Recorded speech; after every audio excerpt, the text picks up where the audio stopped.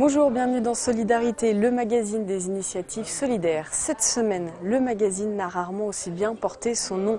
Nous allons parler d'une initiative humaine née de la volonté d'une femme de venir en aide aux plus démunis. L'aventure d'Univers Tous a commencé il y a quelques mois seulement à Annecy. On regarde le 60 secondes pour comprendre.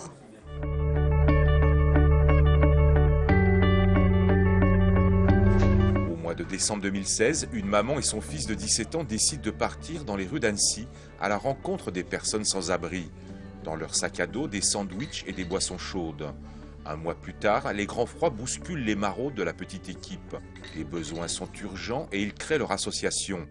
À cette date, le comité d'entreprise d'EDF décide de leur ouvrir leur restaurant d'entreprise. Et ce sont 10 puis 35 repas qui seront ainsi servis tous les midis jusqu'au 31 janvier, sous la responsabilité de la jeune association. Aujourd'hui, Univers Tous poursuit son action avec le soutien du comité d'entreprise et du Secours populaire de Haute-Savoie. Les bénévoles résument ainsi leur mobilisation. Avec le temps et l'habitude, ils sont devenus invisibles. Invisibles parce qu'il est trop dur d'accepter cette réalité, invisibles parce qu'eux-mêmes ne veulent pas être vus. Nous sommes là pour rencontrer ces personnes, écouter leur histoire, échanger une parole et comprendre comment notre société est devenue aveugle. Je suis avec Raja Aberi, présidente de l'association Univers Tous. Bonjour. Bonjour. Alors il y a 3-4 mois, vous avez décidé, presque seul, de partir à la rencontre des plus démunis, de faire quelque chose, très concrètement. Qu'est-ce qui vous a motivé? En fait, c'est par rapport à des événements personnels de ma vie, qui m'ont amené à vouloir aider les autres. Et une fois que vous avez commencé à aider, il ne s'agissait pas de le faire qu'une fois? Voilà, complètement. En fait, une fois qu'on a commencé, c'est vrai que j'ai pas pu m'arrêter. J'ai pas pu stopper et j'ai vu que la demande était tellement importante aussi et qu'on était bien reçus aussi par ceux qui vivent dans la rue et qui nous disaient eux-mêmes que ça leur faisait du bien qu'on passe, qu'on puisse parler avec eux, etc. Donc c'est vrai que ça m'a donné envie de continuer. Très concrètement, en fait, qu'est-ce que vous faites? Alors qu'est-ce qu'on fait? On fait des maraudes. Seulement une fois par semaine, parce qu'on n'a pas de gros moyens, et comme on fait des appels aux dons sur notre page Facebook, on ne pourrait pas, je pense, demander tous les jours des choses à ces personnes qui nous aident. Donc on continue nos maraudes, c'est tous les mercredis au centre-ville d'Annecy.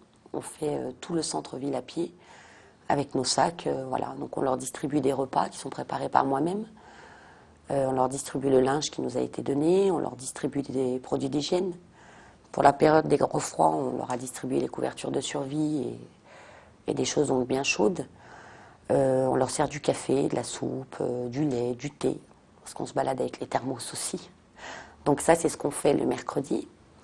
Et puis là, donc, dans les locaux où on est, on m'a proposé le local donc, dans la bibliothèque, où tous les lundis, je peux les recevoir de 10h à 16h. Donc je peux leur proposer un repas, mais bon, comme ils arrivent à 10h, je leur propose un petit déjeuner. Donc là c'est pareil, c'est que des dons, ou des choses qu'on fait nous-mêmes. Moi par exemple hier je leur ai fait des bugnes, voilà, que j'ai pu leur servir ce matin, avec pareil, café, thé, jus d'orange. Et on a aussi des choses qui sont en place, puisque la semaine dernière on a eu des coiffeuses qui sont venues les coiffer gratuitement, encore une ce matin. On a 2 masseuses qui viennent un peu qui viennent les masser pour les détendre un petit peu. Et on passe du temps avec eux, voilà. Au-delà, je veux dire, de les nourrir, on passe énormément de temps avec eux à discuter et surtout à les écouter. C'est ce que j'allais vous demander. Qu'est-ce qu'ils viennent chercher finalement? Je sais pas si le mot réconfort serait bien, mais je pense qu'ils viennent chercher une oreille attentive, qui puisse écouter, qui puisse surtout entendre ce qu'ils vivent. Et voilà. On va voir un petit peu comment ça se passe, puisque Jean-Paul Crespi s'est rendu justement ce lundi à la bibliothèque du comité d'entreprise d'EDF, donc qui vous accueille chaque semaine. On regarde le reportage de Jean-Paul et on se retrouve juste après. Merci.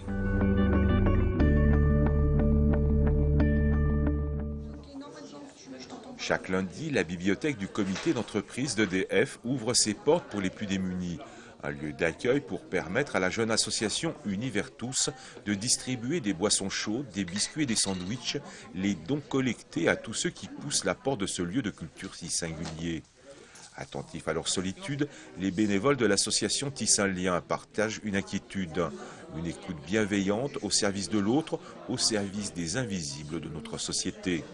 On est avec eux, on parle de ce qu'ils ressentent, de leur vie, de leurs projets aussi, parce qu'il y en a qui essayent de trouver un travail, de se réinsérer en fait. Et voilà, c'est un moment de partage sur quelques heures.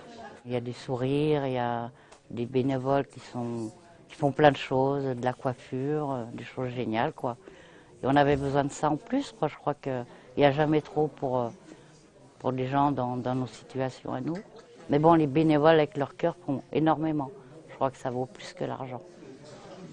Avec ses moyens matériels et humains, des moyens limités, l'association a su rapidement démontrer son aptitude à construire autour d'elle une structure d'accueil familiale, chaleureuse, sans contraintes ni restrictions. La solidarité plus que jamais, aujourd'hui, c'est notre leitmotiv, ça l'a toujours été. Et on a vu aussi la réaction des électriciens et gaziers sur le site qui sont venus spontanément apporter des affaires, des couvertures, des produits de première nécessité pour ces personnes-là. Il n'y a pas de petits, il n'y a pas de grands. Voilà, on est tous pareils sur l'aide des personnes en difficulté. Voilà, il faut qu'on évite de se cacher et puis qu'on vienne dans l'action. C'est vraiment plein de gens qui viennent d'horizons différents, que ce soit au niveau des bénéficiaires, des bénévoles. Et voilà, il y a vraiment un partage qui est là. Et puis surtout, je pense, l'envie de changer ce système où encore de nos jours, des gens dorment dans la rue. Et voilà, je pense que c'est vraiment ça l'envie, quoi, de faire bouger les choses. Univers Tous, avec le soutien des salariés du comité d'entreprise d'EDF, doit maintenant inscrire son action dans le long terme. Aujourd'hui, un hiver s'achève, mais la pauvreté dans la rue ne disparaît pas avec le soleil retrouvé du printemps.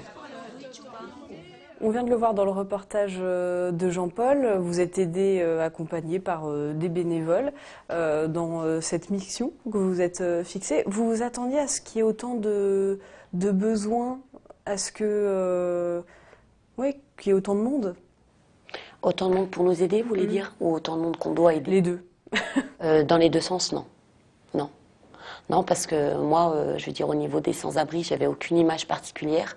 Je crois que je suis comme tout le monde. Je crois que je me donnais bonne conscience à donner une pièce en passant ou un sandwich. Ça m'est déjà arrivé. Mais maintenant que je m'occupe de ça, je vois que c'est plus profond que ça et la demande va beaucoup plus loin. Et que même si on ne peut pas leur proposer un repas, je pense que le simple fait de les considérer, je crois que ça vaut plus qu'un repas, quoi. Il y a une vraie chaîne de solidarité, vous l'avez dit, parce que vous ne vous occupez pas que de les accueillir le lundi ou de leur proposer un sandwich. Vous êtes allé jusqu'à loger certaines personnes grâce à la solidarité de propriétaires, etc. Donc, en fait, vous ne vous interdisez rien. Non. Non, moi j'estime que celui qui a besoin d'aide, on peut se donner les moyens de l'aider. C'est vrai que moi je fonctionne beaucoup avec le réseau social parce que j'ai pas d'autres moyens non plus de le faire. On ne va pas coller des affiches pour dire voilà, il y a un sans-abri qui cherche un logement. Donc, non, c'est vrai que je m'interdis rien en fait. J'irai jusqu'au bout, quoi, jusque là où je dois aller. Elle est où votre finalité? S'il devait en avoir une, je pense que l'abbé Pierre l'avait déjà dit avant moi, ce serait que tout le monde soit heureux, logé, etc. Mais comme je pense que de ce côté-là, ça va en descendant dans notre pays, je pense qu'il n'y en a pas en fait. Je pense qu'il n'y a pas de fin. Parce que la fin, ce serait que tout le monde soit heureux, mais je pense que ça, c'est pas possible. Cette histoire, elle est quand même assez incroyable parce que vous êtes partie toute seule avec votre fils au début, donner quelques sandwichs et puis finalement maintenant il y a un rendez-vous régulier. Ça veut dire qu'avec de la bonne volonté, beaucoup de bonne volonté, il est possible de faire de sacrées choses, quoi. Mais complètement. Non, mais complètement. Puis je pense que surtout si on nous aiderait un peu plus, on ne demande pas grand-chose. Vous êtes fière du travail accompli depuis quelques semaines, quelques mois? Je ne sais pas si fière c'est le bon mot, parce qu'après fière, je voudrais pas qu'on pense que je fais ça pour avoir un retour. Parce qu'en fait, ce que je le fais sans regarder pourquoi je le fais, sans me poser de questions. Je le fais de bon cœur, en fait. Donc, fière, je ne sais pas si c'est le bon mot pour moi, quoi. C'est une belle aventure, c'est une aventure difficile, les deux? Oui, les deux. Les deux. Ouais, les deux. Pourquoi difficile? Parce que c'est difficile de rentrer le soir chez soi et moi je suis entière, c'est-à-dire quand j'arrive à la maison, c'est pas hop, j'ai fermé la porte, comme vous avez un métier puis vous pensez plus à votre métier. C'est pas comme ça que ça se passe. Enfin pour moi personnellement, je parle juste pour moi, quand j'arrive à la maison, je pense à eux quoi. Je pense à eux quand je vais faire des courses, je pense à eux aussi parce que ça m'arrive d'acheter des trucs de moi-même pour eux. En fait, je pense tout le temps à eux. Et j'essaye tout le temps de trouver des idées, de me dire mais comment je vais pouvoir les aider encore plus. C'est très très compliqué. Ils font partie de ma vie en fait. C'est comme si c'était... Je suis trop jeune pour dire que ce seraient mes enfants, mais ouais, c'est comme si c'était des personnes de ma famille quoi. Ce que vous faites ici à Annecy, ça s'est mis en place rapidement. Oui. Quelqu'un d'autre pourrait le faire ailleurs? J'ai ma grande fille qui va le faire sur Chambéry. On essaie de monter une antenne pour l'année prochaine pour le faire sur Chambéry, parce que Paris, ça n'existe pas là-bas. Donc oui, je pense que tout le monde peut le faire. Oui, tout le monde peut le faire, bien sûr. Merci beaucoup. Merci.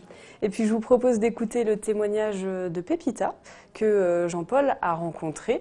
Elle est l'une de vos amies, puisque c'est le mot que vous utilisez, un joli mot. On l'écoute.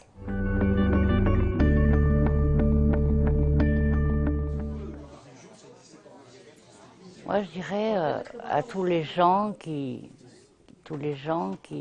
n'ont pas vécu ces choses-là, qui voient ce que fait, s'ils ont l'occasion de voir ce que fait cette femme, qu'ils l'encouragent, qu'ils lui envoient des messages, même si c'est que des messages simplement pour l'encourager. S'ils peuvent l'aider, bien sûr, mais si même rien que l'encourager, qu'ils le fassent. Ça l'aidera, même un encouragement peut l'aider. Et s'ils peuvent l'aider autrement, qu'ils le fassent aussi. Et Radia, elle porte bien son nom, Radia, radieuse, qu'elle continue et qu'elle reste comme elle est, quoi. C'est la fin de ce magazine Solidarité. Merci de votre fidélité.